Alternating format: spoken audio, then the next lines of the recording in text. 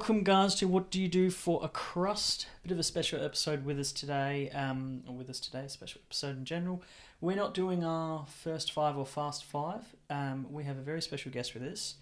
Particularly for this episode, we have the viewpoint of a young person. I should say young person. Welcome, first of all. Thank you. Can I ask, how young are you? I'm 20 years old. So it makes me I'm feel like an old fuck. I'm not even... Yeah, I don't feel like I'm that old, but hearing you're 20, that does make me feel old. Anyway, welcome. Thank you very much for being here. We are splitting the G's and having a Guinness today as well, so there might be some pauses or maybe a crack of another can. We'll see how we go. Realistically, what I was hoping to do for this episode was to just talk about everything to do with picking and choosing a career. The whole intention of this podcast is to try and help educate people about the pathway they want to take, I guess, or multiple pathways. Realistically, I had no idea what I wanted to do as a job. I think every person I've interviewed in this podcast has changed careers or has diverted somehow or has gotten to a role that they didn't think they were aiming for. Realistically, and what I'm noticing is lately a lot of people are growing up and they're not going, I want to be a fireman, or I want to be a doctor, or I want to be a surgeon, I want to be an astronaut. Like, people just generally don't know. Can I ask you in general, how have you gone about this? To be honest, I think school's great, but towards the end of year 12, it's just a lot of shit. Yeah? You get so much pressure from I did a little bit, but not so much. But I feel like a lot more people get pressured into you should be doing this job, you should be doing that, whatever. Yeah. And then you get you have to get a 99 ATAR, whatever it is. Yeah. But you really don't. You don't really need to get an ATAR at all. It's just a lot of horse. Arts degree and getting sideways. Yeah, exactly. I remember, and obviously I'm fucking old, but things have changed definitely. But in my day, I hate saying that. If you didn't know what you wanted to do and you were a bloke, it was like trade. Yeah. If you didn't know what you wanted to do and you were a girl, it was like hair and beauty. It was just that pathway, and that was kind of it. It was like uni or trade, and that was kind of it. Feels like there's so much more now. Younger generations, you're creating your own jobs, which is fucking awesome. What kind of topics did you do in year 12, just out of curiosity? Did they help shape you? I would say they did a little bit, but not really completely. I wanted to be a fighter pilot in year 12, so I did chemistry, physics. Oh no, sorry, I didn't do chemistry, physics. Math methods, all the higher kind of mathy stuff. Yeah, so opposite of what I did. Yeah. So that way I did, I did that, and then halfway through year 12, I couldn't anymore because I broke my leg. So I couldn't really pursue that path, so I struggled a bit and got a not the best ATAR, but it doesn't really matter because I got into what I wanted to do. And there's always other pathways. Yeah. So yeah. I'm sorry about the leg, because that sucks. It's alright, could be worse. You've got a very positive mindset on it, which is pretty cool. You're move on, we'll get on with it. Well, there's no real point dwelling on it because it's happened. And yeah, it's true. It's like anything. Without sounding too condescending, there's always a series of it's an experience. It's shaped you. It's helped you build resilience and problem solving and adapting and flexibility and all that kind of stuff. Yeah, good thing. Yeah, I guess so. But I finished year 12. And then decided I wanted to do law for a little bit, and then law sucked. So yeah. Wasn't for me. Fair enough. Yeah. And then I had a gap year. And then now I'm starting to be a pilot. So it's a lot of different things, and really nothing I did from year 12 in between that period really was anything alike. Can I ask you then, without me, I'm probably going to do school a bit of a dirty here. From say year 10 to 12, they always say they're not your formative years, but they're the years that define you as a young adult and take your pathway. I was a dickhead in that time. Most of us are so young. I do it. It's not completely you want to study, but enjoy it. Go out to have a party with your mates. Go out and, as much as people not really do it anymore, go out and get pissed. Especially in year 12 when you're almost 18. That's what I did. That's what not really nowadays anyways. It's what a lot of people used to do, I guess. Yeah. So you just enjoy yourself. You don't have to drink. Just as long as you're having fun, it doesn't really matter. I really respect people that take a gap year, and I really, really regret not doing it. I finished year 12 bang on, and then literally on the Friday, I think it was on the Thursday, sorry, and then the Monday I started as a labourer, and then I think a month later I was an apprentice and just didn't fuck about. but I was so grouchy and I was depressed and I was exhausted and what was the appeal of gap year? I did that year of law, and I didn't really see a future in it for me. Like, I enjoyed the criminal law stuff, but the rest of it, and I thought to myself, like, do I really want to put myself through 4 years of You're already all the random other crap apart from the one thing I'm passionate about? I was like, no, not really. And then, so I took gap year. I was like, look, I'll enjoy myself, make some money, and then just figure it out at some point. I mean, you're only young once. Yeah. And, you know, they always say, like, young is a determinative term of it change. You know, young is when you're 50, you know, you're young when you're 30 and all that kind of stuff. But, I mean, you're 18, 19, prime of your life. It's all right to let loose and have a bit of fun and, you know, enjoy yourself, follow your passion, go camping, fishing, whatever it is. Nice. Yeah. Do you think that set you up for then working towards what you wanted to do, or gave you some time to figure it out? It definitely gave me time to figure it out, like, because at that point I was completely lost, so I was just working, having fun with my mates. That was really it. And then one of my mates actually got me onto this course I'm doing now. So he he was doing the same course, because I'd wanted to be a pilot since probably year 10, so since I was like 14, 15. Okay. And then he's like, yeah, come do this. You can do it on Hex. It's only like a 12-month course. So then I've gone, oh, all right.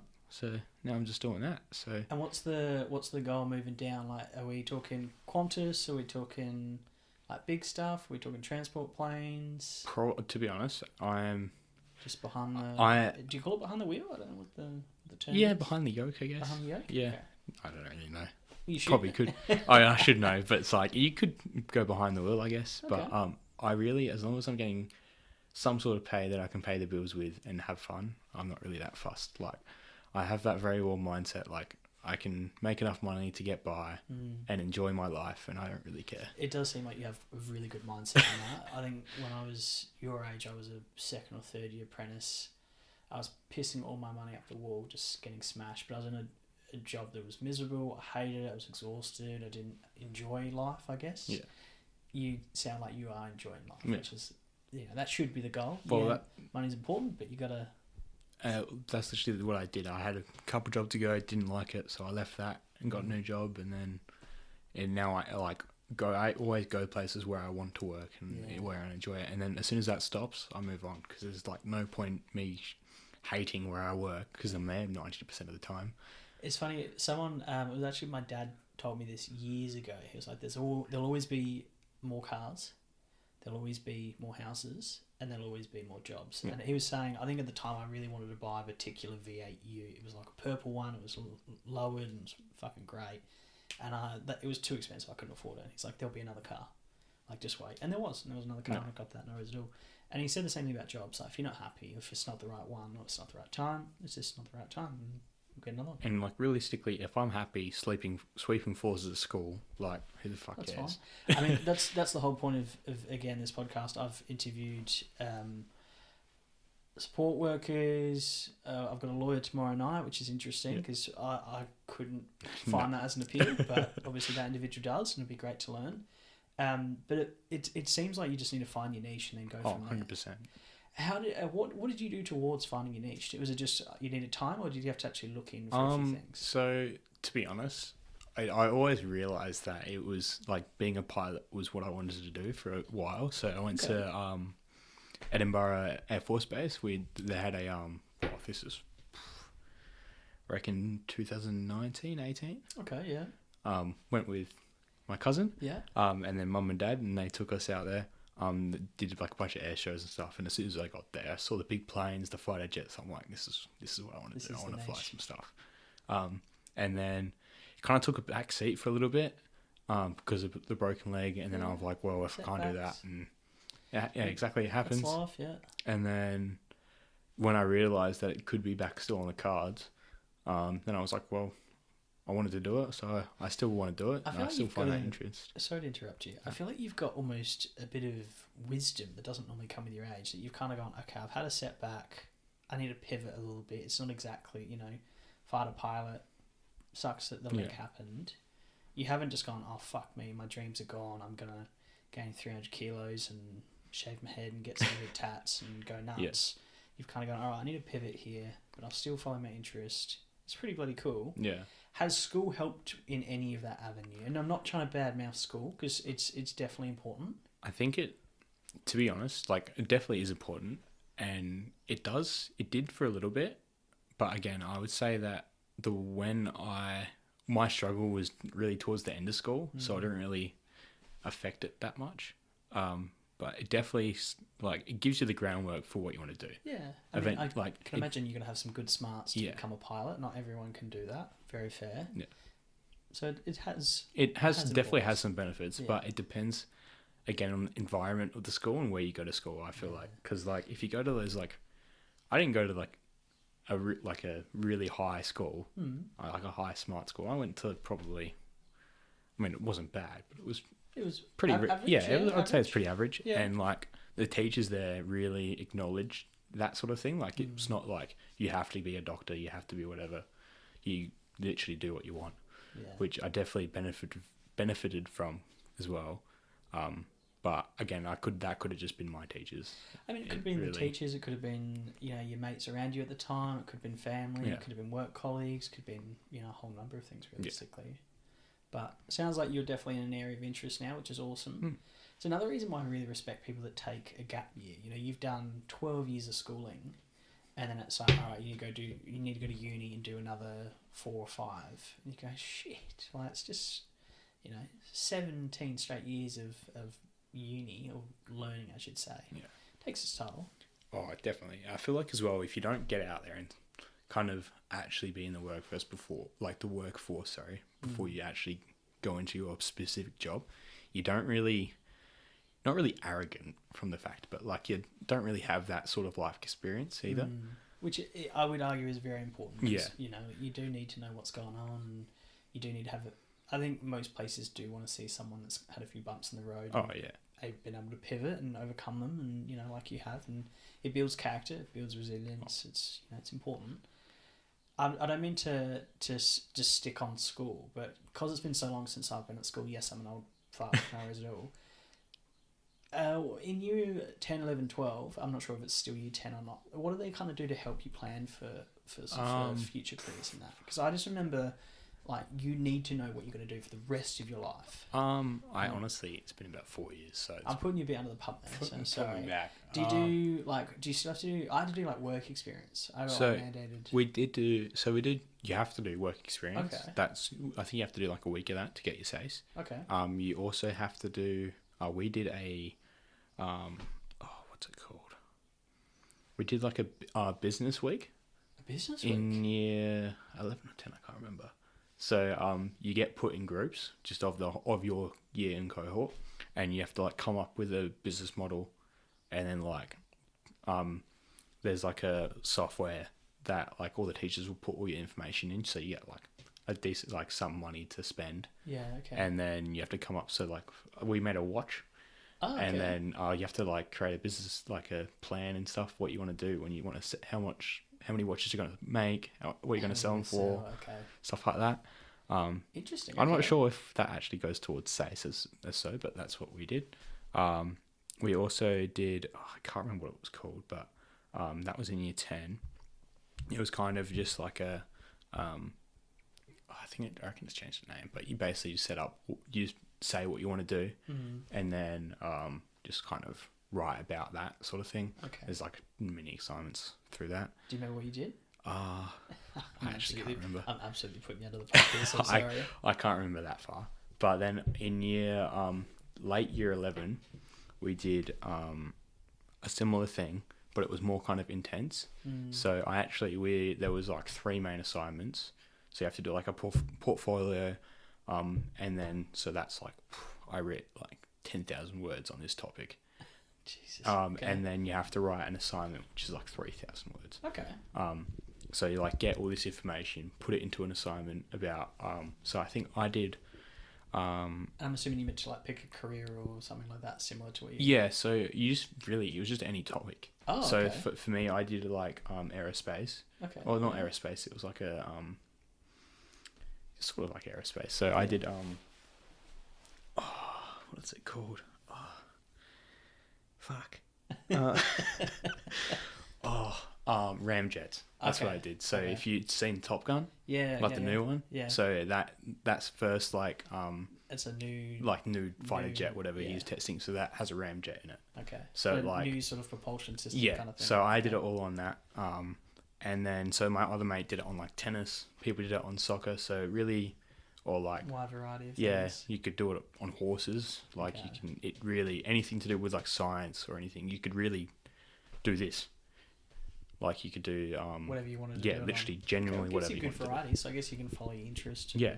So I want to do at that time, I was interested in fighter planes, and I just literally searched up fighter planes, what's new, and then it came up with this ramjet, whatever. So then I just new technology and went, that'll do. Yeah.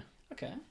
Fair enough. So did you ever do any what they call career quizzes or career how they do personality tests and what's a career that's going to suit your niche or whatnot? I don't reckon we did, to be honest. Not that I can remember.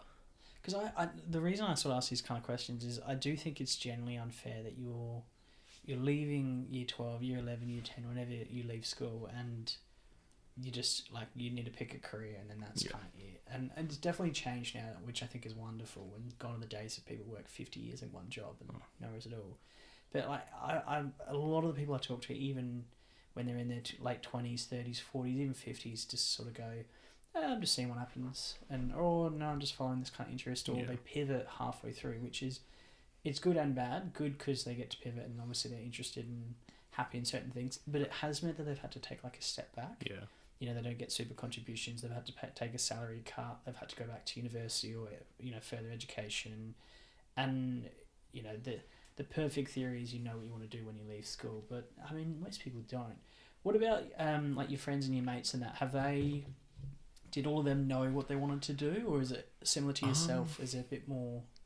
I feel like it's pretty much a 50-50 mix, to be honest. I reckon a lot of people that I know.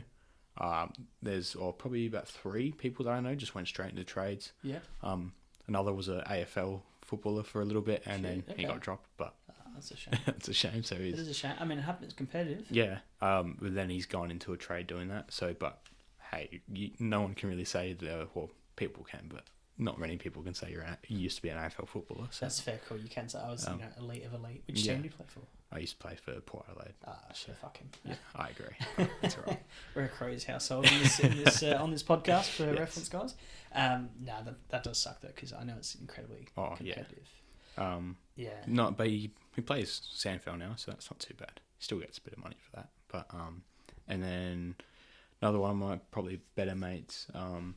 He's doing law and business, so he followed a similar path to me, but a little bit different. Yeah. And then I also, there's been a couple of people that have gone from vet nursing to nuclear medical medicine. Okay, so which is fair difference. Yeah. I got no idea what the hell's going on there. No, me neither. But definitely big difference. Yeah, though. there's a couple of differences, but I really admire, similar to yourself. I really admire those people that kind of give something a go. And I think gone are the days you used to be. So when I was doing my trade, I was very much a coach. Just finish it, and then see how you feel. And to a certain point, I feel like I wasted some time. I'm very thankful for my process and journey, and no worries at all. Yeah. But I think some people will sit there and go, I'll just try it for 5 years, or I'll just try it for 10, or I'll just do the degree and then see where it leads. And then they end up 10 years down the track and they're fucking miserable, and they've got a mortgage and kids and all that kind of stuff. First of all, good on you for going, this isn't right for me. I need to pivot. I need to see what else is out there. I'm interested in something else. Good on you. Because I don't think that's a lot of, I don't know what the word I'm looking for is. Not confidence, but I guess either faith or confidence in yourself to sort of go, have that self-awareness and go, I want to try something else. Because a lot of people can't do that in general, even, 30, 40, 50-year-olds. So kudos to you. Thanks. Are you happy? Are you happier than when you were doing it? Oh, yeah. I mean, that's what counts. Yeah. Really, doesn't it? 100%. I mean, it's very, people say that it's very much like a fire hose of information. Yeah. You can't really, because it's only a 12-month course, so you it's basically just getting pummeled by a fire. It's just the amount of information you need to get through. I can only imagine. But it definitely is fun. You do get a little bit of time off. No, I wouldn't say a lot though. I basically just go.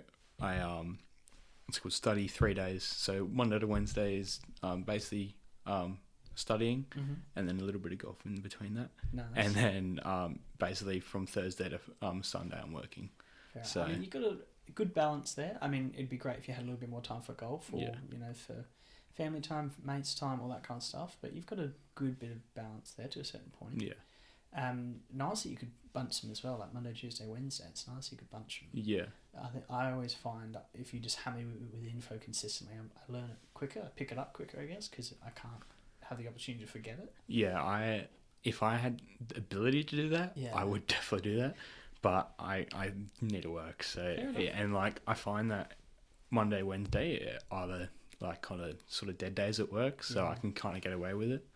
And then Thursday to Sunday is where it really picks up. So very fair. Yeah. Can I ask you, given that you are 20, where do you find yourself and your mates? Where do you guys prioritize the value of money? I guess so. Like when I was young, you wanted to try and pick a career that earns you the most money or earned you a very lot of money. Like no one really followed their passion. So like no one were like social media influencers, all those kind of things. Not just those particular options, but people would pick a career because it had potential good earnings, and that was a really, really high reason why you picked that job. Is it the same, where money's a really big influence, or is it more work-life balance? Is it more, this gives me more flexibility, this is a real passion that I have? Like, what are you sort of gauging? What about for yourself? I reckon it probably is a similar thing. It kind of depends on the person. So for me, I don't really care that much about the money. Like if I could, well, everyone wishes that you'd have to go through life without earning money. But, I mean, they call it work for a reason. Yeah, you have to pay us to be yeah, there. exactly. But like for me, I'm not really super bothered. Like especially in aviation, until you get like there's a lot of money, but there's also not a lot of money in it. If that makes sense. To a particular level, or like years in. Like as a international Emirates captain, you could be earning 500 grand plus. Okay. But then like where I probably would go, so if I go out north and just do like charter flights, I could probably earn maybe 60 grand. Okay. So it's still it's a big difference. Like it's a crazy scale. If I were to ask you, I could give you a job right now working in the mines 2 weeks on, 2 weeks off, and you earn 180k, but you're fucking miserable. Would you consider that, or would you go, no, aviation's for me? If I didn't have anything going for me, I probably would take it. Yeah, fair. Which, mind you, a lot of people, I would say that's a lot of why a lot of people do it, because they're lost and they go, well, easy money, 2 weeks on, 2 weeks off. You're only working half the year, so yeah, exactly right. I mean, yeah, 100% right. It's interesting because I would have thought it would have changed a bit, but I agree with you. It definitely depends on person and interests and what you kind of want to follow. So can I ask you specifically, what's your trajectory or goal then? So for me, I reckon I'm going to finish this course, go out somewhere, just earn some money, get my hours up, and then depending on where that leads me, I'm going to decide. I'm kind of thinking to go back to the Air Force route, but I need to lose some kgs for that, and then the Guinness isn't a little bit less beers on the weekends. You never, yeah. Oh no, exactly. So like at this point, I probably just currently looking sort of short-sightedly, just anywhere where I can get the hours up and get a little bit of money. And then, of course, as always, you just want time behind the yoke kind of thing? Yeah. Okay. Effectively. So if you wanted to be like a first officer at Qantas, you need to about at least, or probably any of those major airlines, it ranges from about 1,200 hours to 1,500 hours total. Okay. That's all the time in the air. Yeah. So, and a lot of that time is with like a dual engine. You also need your ATPLs, which is another kind of course that you have to do afterwards. Okay. As well as your IREX, which is another course on top of that. And then, it's just a bunch of other stuff that just adds it up over time. Sorry, listeners, the dogs are barking. It is a Monday afternoon, so I've got the dogs barking. It might be the postie or something. You just have to bear with us until they stop barking. I wanted to ask you that because, one, I'm generally interested and curious, and it's a fascinating industry, aviation. It really is, in the sense that you've got a lot of interest, a lot of pathway, trajectory options kind of thing. Oh, yes, heaps. The reason I asked that specific question about what you've got planned as well, do you find a lot of people are asking you that as a fit young fella, peak of his life, you've got the whole world in front of you? A lot of people asking you, like, you know, you go to a barbecue, no one knows you. Oh, what are you doing? What do you do for a job? What are you doing? What are you studying? Do you find you get a bit of that? I definitely, yeah. Yeah. It like, I understand it as well, and then it like, it happens heaps. Like, basically anywhere you go that you meet with people, it's like, oh, what are you doing? Which I'm guilty of it as well. I'll say the same thing to people that I don't know. And well, I mean, it defines it to a certain 100%. point. It defines you as a person. You know, like, I'm sure down the track or now you'll be like, you know, I'm a pilot. I've got this many hours. I'm, you know, this and this. Yeah. I work for Qantas. I work for Emirates. I do, you know, this, all those kind of things. It does define you as a bit of a person to a certain point. I don't agree nor disagree with that, but okay. So it's still a thing. Yeah, 100%. But I would say it sort of annoys me, but it also sort of doesn't, because like, I understand people's where it's coming from, but like, it definitely is a constant thing, especially. Bloody dog, sorry. Sorry, listeners, give us a sec. We're going to see if we can quieten the dogs. Alright, and we're back. I actually haven't stopped mid-recording before, so hopefully this works and we don't get like two separate ones. Yeah. We'll find out. Sorry, listeners, we had some canine annoyance from the dogs. Sorry, what were we talking about? Like, you go to a barbecue, defines you. Someone asking, what do you do? What are you doing? All that kind of stuff. No one ever asks you what your golf score is, or... Oh, don't ask me that anyways. I don't think... Fair. I'm shit at golf, but I still enjoy it. But no one ever asks you, I find... Like, no one... They just ask how's it going, but no one ever asks, like, are you happy? Yeah, like, just in general. That's true. I don't understand why we don't just ask that. Are you happy? Oh, no, I'm not. Okay, well, what could you do to be happy? Yeah. I definitely feel like it's sort of a lot more of a, like, intimate question as well, that. Oh. I would say. Fair enough. But not that I'm not going to answer that, but like, I feel like a lot of people would be, that are not sort of like me, that are very outspoken, would say that it's a very kind of, would be very reluctant to answer that, I would say. To answer if they're happy or not? Yeah. I mean, it's just a bit of a scary thought to a certain point, and we're going a bit off topic, but I definitely... There are millions of jobs, and does it really fucking matter? Oh. You know, at the end of the day, you can't take it with you, whether it's money, experience, and everything like that. And this is just my philosophy and my thinking, but you only get one shot at it. You may as well do what you enjoy, and if you can't do what you enjoy, you may as well do something similar. Yeah. So at least you're happy, or at least it gives you the lifestyle that you want, or all those kind of things. I'd love to get you back when you're a pilot, so I can ask all about what it's like Get being you a up on a pilot. flight one day. Oh, that'd be cool. Yeah. Absolutely. Get a little Cessna, little tiny plane. Could we record while you're... Is that too complex? Could I be like, we're coming live from 30,000 feet? I'm not sure how Casa would. So you mustn't be scared of heights then, hey? Nah, there's a lot of things I'm not very scared of. Yeah, wow. Yeah. Okay. No, it's What about it appeals to you? Is it did you look up and you saw ducks flying in a perfect V and you're like, oh... Nah, it just loud like engines and it's just sick. It's just like driving a race car. Like, you feel like you just not very. It's a very niche industry, and not very many people do it. That's very fair, yeah. And it's kind of cool. You can say, "Oh, I'm a pilot." When can you say you're a pilot now? No, God no. Oh, okay. Because no. I don't. Well, know. I mean, legally I can, but I wouldn't say I'm a pilot. How many hours you got under your belt? I've got about 60 odd, almost 70. Okay, hours, so it's more than I've got. Yeah, I do have enough hours to get a couple licenses, but I just need a bit like 100 more to get my CPL. So that's the license where I can get paid. So that's the goal. That's where you want to get to. I've heard, we're going to be off topic here, and I don't really care. I've heard it's expensive as shit. Yeah. God, okay. Yeah. Is that why it's so niche that a lot of people can't afford it? Or? Oh yeah. Like the only reason why I'm doing it is because I could do it through Hex. If I couldn't do it through Hex, there is no way in fucking hell I would be able to afford it. Fair enough. Can I ask, embarrassingly, how much? So my Hex is... Oh, not your Hex specifically, but like how much is it an hour? An hour for... I would say it's probably...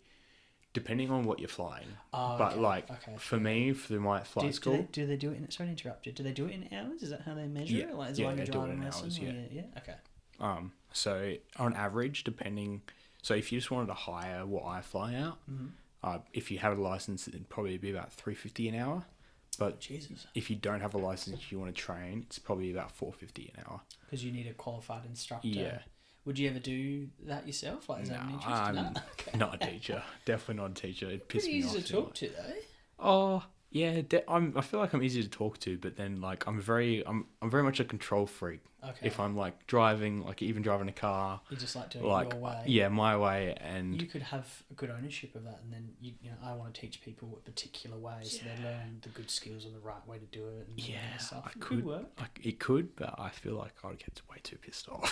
No judgment. Yeah, I could not teach. No, I don't have the temperament. Especially like going through high school, how I acted towards some of my teachers, and I like definitely is different, but at the same time, it's like sort of the same thing. And people are paying good money, like they should shut up and listen to you. I'm just saying. Oh well, that is true, but it's definitely not for me. Not for teaching. Very fair. Query then, in the sort of the career trajectory and that you're talking about and all through school, do they ever ask you like, what's your 10-year plan? What's your 5-year plan? Do they ever, when I say they as in school? Yeah. Yeah? Whenever they ask me that, I just never had a plan, to be honest. I mean, a lot of us don't. No, there's definitely a lot of people, like, they, at school, through, like, all those things that I said before, like, through all the subjects, it's like, oh, what do you want to do in, like, 10 years, whatever. But it's just, like, I don't think there's, there's definitely a point to think like later on, but like sort of live in the moment, I guess. Like live for the now. Yeah, you sound very philosophical. Yeah, it is a bit philosophical. Man, like just chill, just right? Just smoke a bomb or something. But... very fair. But I definitely agree with it. Yeah, like you just enjoy what you have, and like you don't know when it's going to end, so you just live life to the fullest, I guess. Yeah, I mean, I definitely agree with you. If I was 16, 17, what advice would you give to me, or would you give to the listeners out there, if there are people listening in that age bracket? But what kind of advice would you give them? Because you got to imagine, you've been in their shoes recently. I haven't for many years, but I'm assuming they're getting pressure from family, friends, parents, school. They've probably got recruitment. You got like guest speakers and like, come do this, and sometimes they're really good, sometimes they're not. What advice would you give for someone? I would say, tell everyone to fuck off. Yeah. And just do what you want to do. Very fair. No, absolutely. 100. Like, it's very as much as it's a bit funny. It is funny, very direct. Very direct. Some people might not have the confidence as say you would. Definitely no. But like, just do what you want to do. Like, if that's... What if they don't know what they want to do? If you don't want to literally do anything, go travel, go find yourself, travel to bloody Mongolia if you really want to. Yeah. Just go somewhere, and just if you find somewhere in some village where you're knitting away with a nana, you can do that. I like your example. Mongolia knitting with nana. Yeah, I don't know. No, I'm absolutely for it. But yeah, like I think that's really good advice. I generally do. Yeah. To like encourage people to at least follow a path. If you don't know what your path is, or at least make one. Yeah, fair. What about if they're midway through something and they're umming and ahhing? Do you think they should sort of stick at it? How do they make... So, like, yourself, how did you make that call when you were midway through a uni degree and went, I feel like if you're umming and ahhing about something, you're not really there. That's a very good point. Yeah. Like, if you really have to think about it, you're probably... It's not for you. Yeah, wow. For me. That's a really good point. I'm not as philosophical as you. Jesus. I'll tell you what, you could be like a philosophy professor if you wanted. Just saying. I know aviation's got your eyesight, but still, what I do is I flip a coin. I know it sounds really barbaric, but I flip a coin, like heads and tails, decision. And if I'm not happy with the outcome of the coin, I know Well, realistically. it's what I exactly a similar thing. Like, but yours is better. I like yours. I'm stealing that. no, That's I nice. agree with you, to be honest. I think it's really quite insightful, though. You are very insightful for someone so young that, hey, if you're already thinking about if this is the right thing, it's not the right thing. I don't know how to take that. Well, just take the compliment for what it is.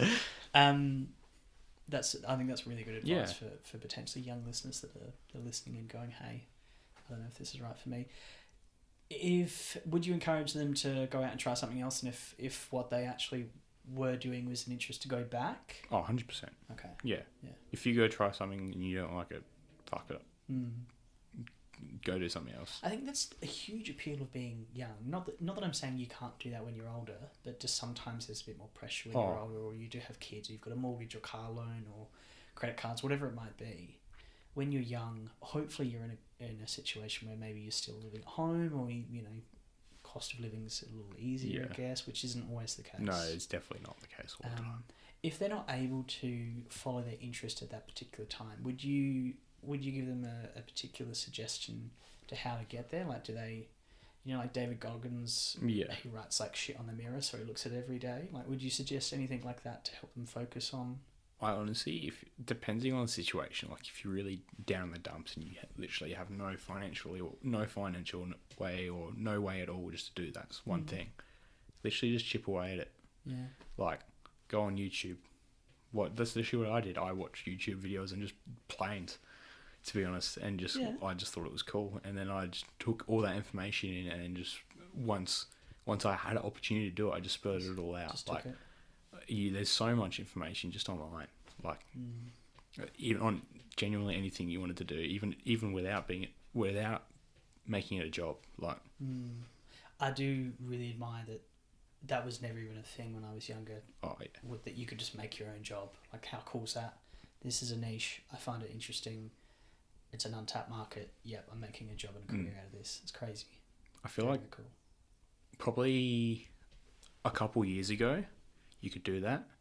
Nowadays, because that has been a thing for probably, I reckon, like 5 years, I would say, there's not so many. There's always someone else doing it. It's like more competitive. Yeah.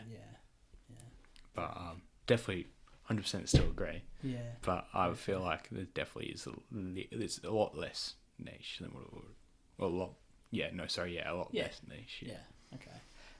Well, we're pretty much at time, so thank you very much. I really look forward to seeing your path and your journey, because no matter what happens, I think you've got a really wonderful outlook on life. You're generally quite positive and quite adaptable.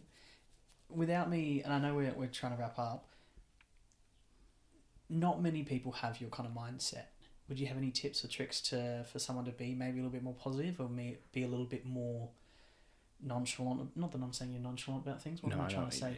Like, you have a really good focus on, yep, this is what I want to do, and I'll just take it there and see what happens. Whereas some people get really hyper fixated, or get a bit of anxiety or panic about this, or what if I'm not good enough, or what if I don't get the grades, or if I don't have enough money, or what if society thinks I'm shit, or whatever it might be. Do you have any tips or just smoke a bong and just... That definitely helps. Especially, not that I've done that. Yeah. Not that I've done that, but That's a hard question. It's a really hard, because for me, Is this how you are? I just tell everyone to get fucked. I just don't care.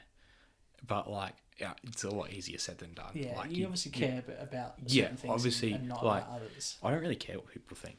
Like, apart from the people that are close to me, of course. The people that matter. Yeah, that's really it. Like, if some random bloke comes up to me and is like, "Oh, you're ugly, you're fat," it's just like, fuck off. It's just like, the fact you're coming up to me and saying that is worse than anything else. So, very fair. like, very fair. I think people just need to, like, I used to be quite what's it called, anxious about a lot of things, and I still sort of am, but I feel like I'm a lot more kind of open and just don't really care that much. I think it's just something that you sort of just turn into, I guess. Do you think that gap year helped with that? I would say it did, yeah, I reckon. Yeah. Okay. Definitely taught me just to not really, doesn't matter what you do. Just doesn't matter, like, at all. Again, just goes back, as long as you're happy, and doesn't really matter. Fair enough. I think let's end on that as long as you're happy. Yeah. All right. Thank you so much for coming in today and being a guest. We really appreciate it. We definitely need to get you back I think we'll need a pilot update of how things are going. Or if you know you have pivoted again to something else, well, we need to know because we're emotionally invested now.